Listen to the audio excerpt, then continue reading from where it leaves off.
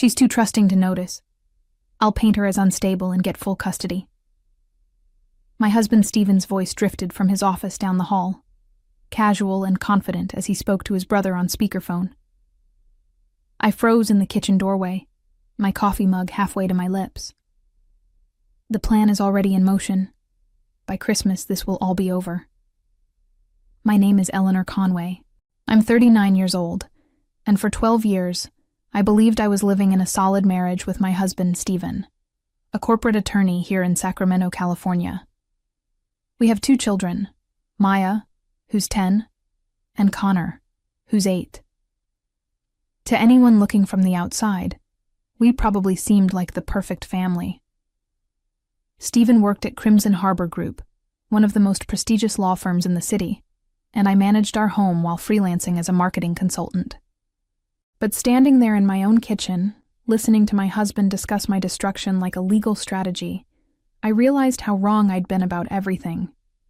The late nights at the office, the weekend conferences that seemed to multiply recently, the way he'd started looking at me like I was a stranger. It all suddenly made horrifying sense. What Stephen didn't know was that I was never as naive as he thought. In fact, I'd been watching him more carefully than he realized. For months, I'd noticed the small changes. Stephen used to text me when he'd be late, but lately, he just assumed I'd wait. He used to ask about my day, but now he barely looked up from his phone during dinner. Most telling of all, he'd started talking about Maya and Connor's future in ways that didn't include me. "When the kids are older, they'll understand why Daddy had to make difficult choices," he'd said just last week, and something about that phrasing had sent ice through my veins. Now I understood what those difficult choices meant. He was planning to divorce me and claim I was an unfit mother. The casual cruelty in his voice as he discussed stealing my children made my hands shake with fury. But even as rage flooded through me, a cold, calculating part of my mind was already working. Stephen thought he was the only strategic thinker in this marriage, but he was about to learn otherwise. I set down my coffee mug with deliberate care and walked quietly back to my office. Opening my laptop, I created a new folder on my desktop and labeled it simply, Evidence. Then I picked up my phone and started researching private investigators in Sacramento. Stephen wanted to play games with our family's future. He had no idea what he'd just started. The next morning, I sat across from Detective James Morrison in a small cafe downtown, choosing a location far from Stephen's usual haunts. Detective Morrison was in his 50s, with graying hair and sharp eyes that seemed to catch every detail. He'd come highly recommended by a colleague whose own divorce had revealed her husband's affair. "Tell me what's happening," Detective Morrison said, pulling out a small notepad. I explained the conversation I'd overheard, the changes in Stephen's behavior, and my growing suspicions about his secretary, Vanessa Torres. She was 26, fresh out of paralegal school, and had started working at Crimson Harbor Group about 8 months ago, right around the time Stephen's behavior began shifting. "Do you have any concrete evidence of an affair?" Detective Morrison asked. "Not yet," I admitted. "But I have a feeling there's more going on than just infidelity. Stephen mentioned moving money and painting me as unstable. He's been working on this plan for over a year, according to what I heard." Detective Morrison nodded grimly. "Financial manipulation in divorce cases is more common than people think. If your husband is planning to claim you're unfit, he's probably building a paper trail to support that narrative. We need to document everything before he can execute his plan." We discussed logistics, Stephen's schedule, his known associates, and the kind of evidence that would hold up in court. Detective Morrison explained that we'd need to be careful and thorough. "Your husband is a lawyer," he reminded me. "He'll know how to cover his tracks and challenge evidence. We need to be bulletproof." I returned home that afternoon feeling both terrified and oddly relieved. For months, I'd felt like I was going crazy, questioning my own perceptions and wondering if I was imagining problems in our marriage. Now I knew I wasn't paranoid. I was right. Stephen was planning to destroy me, but at least now I could fight back. That evening, Stephen came home late again, claiming he'd been working on a complex murder case. He kissed my cheek perfunctorily and asked about the kids' day, but I could see his mind was elsewhere.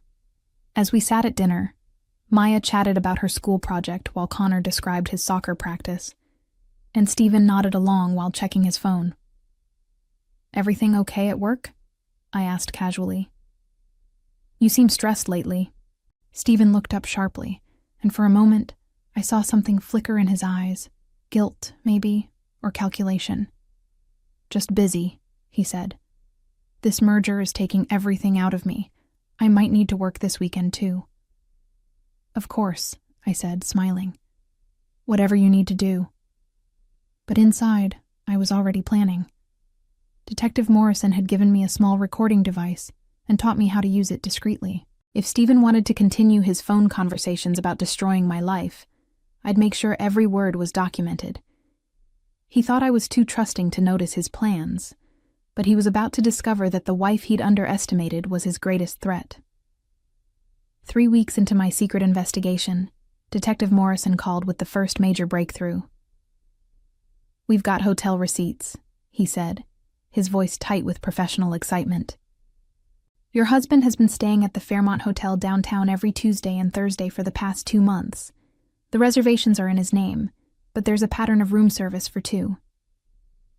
I sat in my car outside Maya's school, waiting for pickup time, and felt my world tilt. Hearing about Stephen's affair was different from having proof. "Are you certain?" I asked. "The hotel security cameras show him arriving with a young woman matching Vanessa Torres's description," Detective Morrison continued. "We have timestamps, receipts, and photographic evidence. But that's not all. I've been tracking the financial activity you mentioned, and Stephen has been very busy." He explained that Stephen had opened 3 separate accounts over the past 14 months, systematically transferring money from our joint savings and his business account. "He's moved almost $200,000, Detective Morrison said. "The transfers are small enough to avoid triggering automatic alerts, but consistent enough to suggest a long-term plan." My hands gripped the steering wheel until my knuckles went white. $200,000. Money we'd saved for the children's college funds, for our retirement, for family vacations we'd never take. Stephen had been stealing from his own family while planning to take my children away from me. "There's more," Detective Morrison said. "I've been monitoring his communications, and he's been in contact with a private investigator of his own. They've been discussing ways to document what they call your erratic behavior and financial irresponsibility." A bitter laugh escaped me. Financial irresponsibility? He's the one who moved $200,000 without telling me. Exactly, and that's going to be his downfall. I've also discovered that he's been meeting with Dr. Patricia Webb, a psychiatrist who specializes in custody evaluations. The meetings aren't documented as official consultations, which suggests he's been coaching her on what to look for when she eventually evaluates you. I closed my eyes, overwhelmed by the scope of Stephen's deception. This wasn't just an affair or even a simple divorce. This was a calculated campaign to destroy my credibility as a mother and steal my children. He'd been planning this for over a year, methodically building a case against me, while I'd been living my life completely unaware. But Detective Morrison wasn't finished. "Eleanor, I need you to stay calm and keep acting normal. We're building an ironclad case, but we need a few more weeks. Can you do that?" I thought about Maya's upcoming school play and Connor's soccer tournament, about bedtime stories and family dinners where Stephen sat plotting my destruction. "Yes," I said finally, "I can do that." As I hung up and walked into the school to collect Maya, I practiced my smile.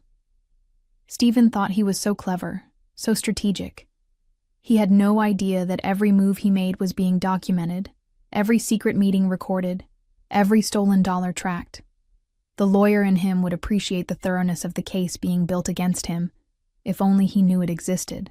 By December, I had enough evidence to destroy Stephen's life 10 times over, but Detective Morrison insisted we wait until after the holidays. "Let him think he's winning," the detective advised.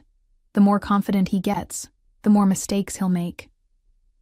Stephen's confidence was indeed growing. He'd started leaving his phone unlocked around the house, apparently secure in the belief that I was too naive to check it.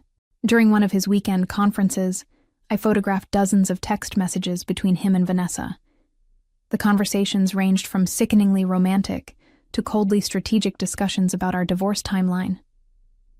By February, Eleanor will be out of the picture. Stephen had texted Vanessa just 3 days ago. The kids will adjust quickly, and we can start fresh.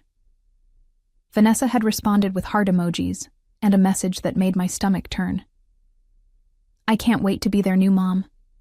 I'll be so much better for them than she ever was. The audacity was breathtaking. This woman, who'd never changed a diaper or sat through a school conference or held a sick child through the night, thought she could simply replace me in my children's lives. But her arrogance was also useful. Detective Morrison explained that family courts looked very unfavorably on parents who brought their affair partners into custody discussions before the divorce was even filed.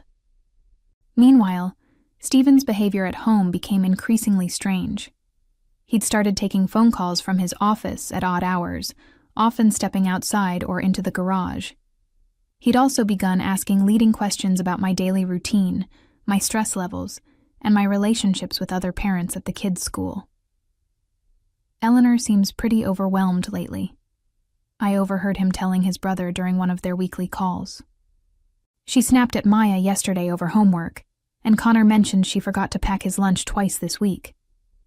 Both statements were complete lies, but I realized Stephen was manufacturing incidents to support his future claims about my fitness as a mother. Detective Morrison had warned me this would happen, so I'd started keeping detailed notes about my interactions with the children, complete with photos and timestamps. When Stephen eventually tried to paint me as neglectful, I'd have proof of every school pickup, every homework session, every bedtime story. The most disturbing discovery came right before Christmas. Detective Morrison called me while I was wrapping presents in the basement, and his voice was unusually grim. Eleanor, we've uncovered something that changes everything. Stephen hasn't just been moving money. He's been working with someone at his firm to manipulate his income reporting. My blood ran cold. What do you mean? He's been artificially reducing his documented salary and bonuses to minimize potential alimony payments. But here's the interesting part. The money he's been hiding isn't going into personal accounts.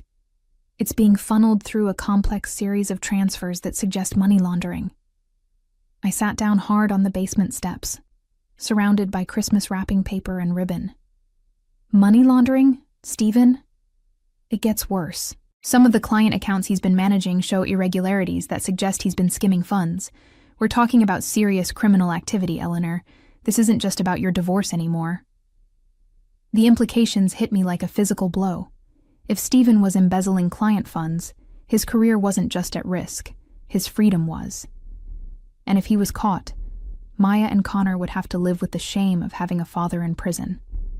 Part of me felt sick at the thought of what this would do to them. But another part felt a cold satisfaction. Stephen had been planning to destroy my reputation and steal my children, but his own greed and arrogance had led him into criminal territory.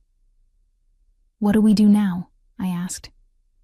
We document everything and prepare for the possibility that this becomes a criminal matter, Detective Morrison said. But first, we need to protect you and the children. If Stephen realizes we're onto him, he might do something desperate. The revelation about Stephen's criminal activity changed everything about my strategy.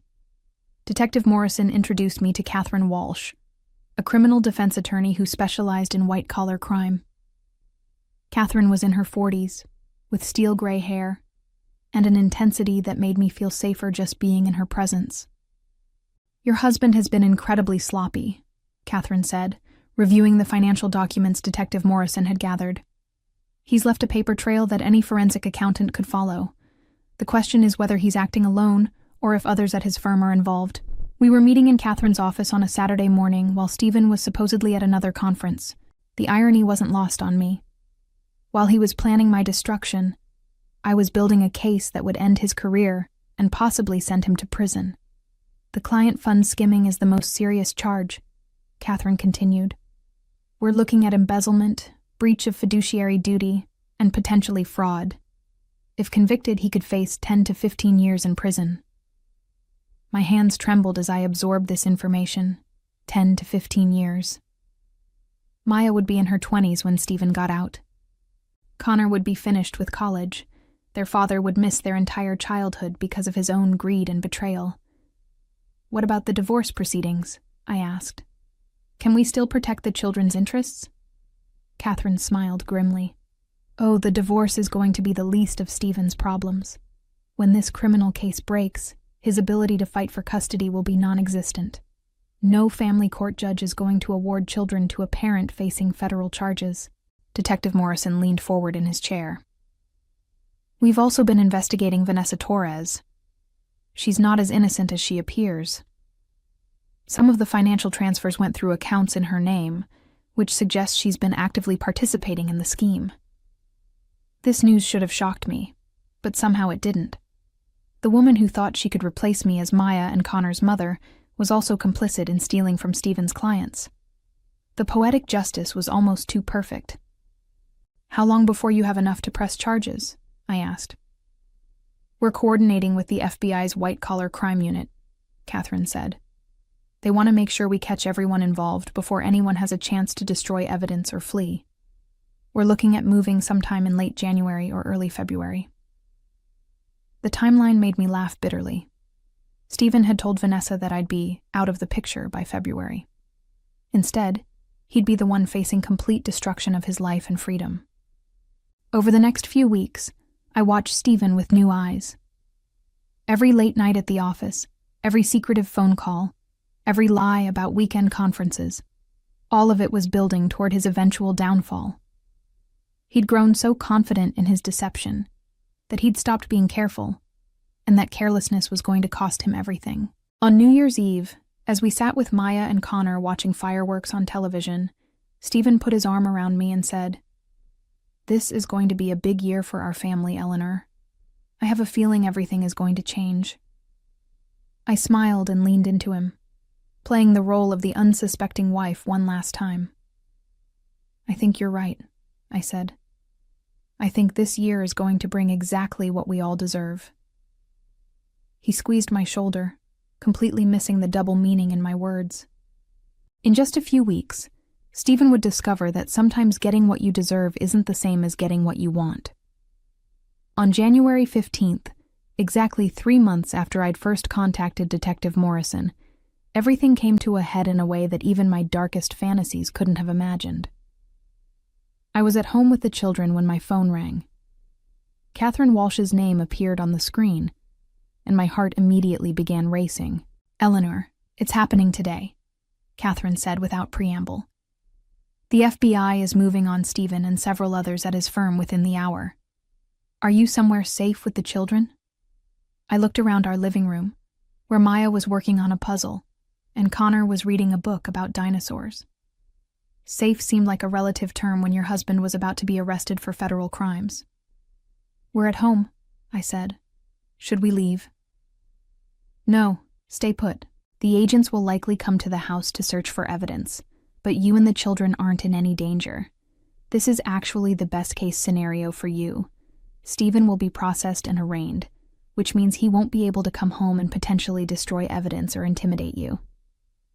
As if on cue, I heard the sound of multiple cars pulling into our driveway. Through the front window, I could see black SUVs and unmarked sedans filling our normally quiet street. Maya looked up from her puzzle with curiosity. "Mommy, why are there so many cars outside?" she asked. I took a deep breath, knowing that this moment would change my children's lives forever. "There are some police officers who need to ask Daddy some questions about his work," I said carefully. "It's going to be okay, but things might be a little confusing for a while." The doorbell rang, and I opened it to find 2 FBI agents with a search warrant. They were professional and courteous, explaining that they needed to examine Stephen's home office and any financial documents. As they worked, I called my mother and asked her to come pick up Maya and Connor. There was no point in having them witness their home being searched by federal agents. Within an hour, the agents had filled several boxes with documents from Stephen's office. They also seized his laptop and a filing cabinet full of what they called relevant materials. As they prepared to leave, one of the agents handed me a business card. "Mrs. Conway, your husband has been arrested on charges of embezzlement, wire fraud, and money laundering," she said. "He's being held pending arraignment, which will likely happen on Monday. You'll want to contact an attorney if you haven't already."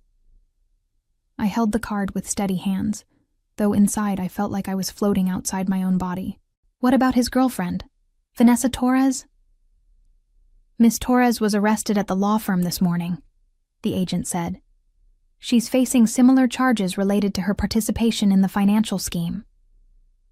After the agents left, I sat alone in my eerily quiet house and called Detective Morrison. "It's over," I said when he answered. "The criminal case is just beginning," he corrected. "But yes, Stephen's plan to destroy you is definitely over. How are you holding up?" I looked around at the home Stephen had planned to take from me, thought about the children he'd tried to steal, and considered the life he'd intended to ruin. "I'm better than okay," I said. "I'm free." That evening, local news outlets began reporting on the arrests at Crimson Harbor Group. Stephen's mugshot appeared on television, looking nothing like the confident, calculating man who'd planned my destruction. Instead, he looked exactly like what he was, a criminal who'd been caught red-handed. My phone buzzed with a text from a number I didn't recognize. It was brief, but satisfying. "This is Stephen's brother. We need to talk." Even his family was already distancing themselves from him. The man who'd thought he was too clever to be caught had instead proven that pride truly does come before a fall. The arraignment hearing was scheduled for Monday morning, and Catherine Walsh had arranged for me to attend as an observer. I wanted to see Stephen's face when he realized how completely his world had collapsed. Maya and Connor were staying with my mother for the week, sparing them from seeing their father in an orange jumpsuit. The courthouse was buzzing with reporters and curious onlookers. Stephen's arrest had become a major story in Sacramento. A prominent attorney brought down by his own greed made for compelling headlines. As I sat in the gallery with Catherine, I spotted several of Stephen's colleagues from Crimson Harbor Group, looking shell-shocked and worried about their own potential involvement. When Stephen was led in wearing handcuffs and jail-issued clothing, he looked like a completely different person from the confident man who'd planned to paint me as unstable. His hair was disheveled, his face pale, and his eyes darted nervously around the courtroom. When his gaze found mine, I saw something I'd never seen before: genuine fear. The charges were read aloud: embezzlement of client funds totaling $450,000, wire fraud, money laundering, and conspiracy. Each count carried potential prison sentences that added up to decades behind bars. Vanessa Torres stood at a separate podium facing identical charges, her designer suit a stark contrast to the gravity of her situation. When the judge asked about bail, the prosecutor argued that both defendants were flight risks, given the evidence of offshore accounts and hidden assets. Stephen's expensive defense attorney tried to argue for his client's ties to the community, but the judge was unimpressed. Bail was set at $2 million each, an amount that Stephen's frozen assets couldn't cover. As Stephen was led away, he turned back one more time to look at me. This time, I met his gaze directly and smiled. For 12 years, I'd been the trusting wife who believed in our marriage. Now I was the woman who'd brought down his entire criminal enterprise with patience, intelligence, and the help of professionals who knew how to build an airtight case. Within a week of Stephen's arrest, my divorce attorney filed papers that made his custody dreams impossible. With Stephen facing federal charges and potentially decades in prison, the family court proceedings became a formality. I was awarded temporary full custody of Maya and Connor, along with control of all marital assets that weren't frozen as evidence in the criminal case.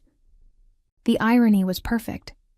Stephen had spent over a year moving money and building a case to prove I was an unfit mother, but his own criminal behavior had given me everything he'd tried to take away. The house he'd planned to claim was now mine. The children he'd wanted to steal from me would grow up knowing their father chose greed over family. Detective Morrison's final report detailed the full scope of Stephen's deception. The affair with Vanessa had been just the tip of the iceberg. Together, they'd been skimming money from client accounts for over 18 months, using sophisticated financial instruments to hide their theft.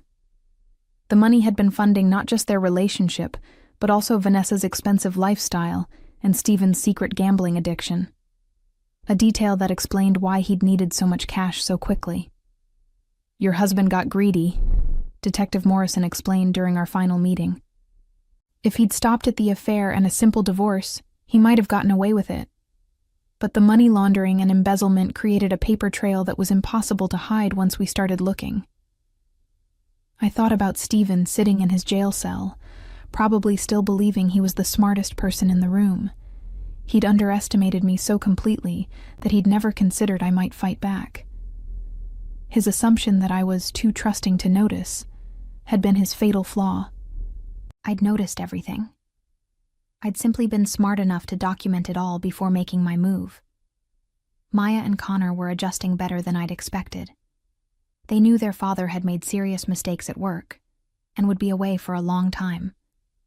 But they didn't need to understand the full details yet. What mattered was that they felt safe and loved, something I could provide now that Stephen's destructive plans had been permanently derailed. Looking back at the woman I'd been 3 months ago, worried about my marriage but too afraid to confront the truth, I barely recognized her. Stephen had tried to destroy that woman, but instead, he'd created someone far more dangerous, a mother with nothing left to lose and everything to protect. As I tucked Maya and Connor into bed that night, listening to their laughter and knowing they were safe from Stephen's manipulations, I realized that sometimes the best revenge is simply letting someone's own choices destroy them. Stephen had planned my downfall with meticulous care, but his arrogance and greed had ultimately written his own ending. In trying to prove I was too trusting to notice his deception, he'd created the very woman who would bring about his complete destruction.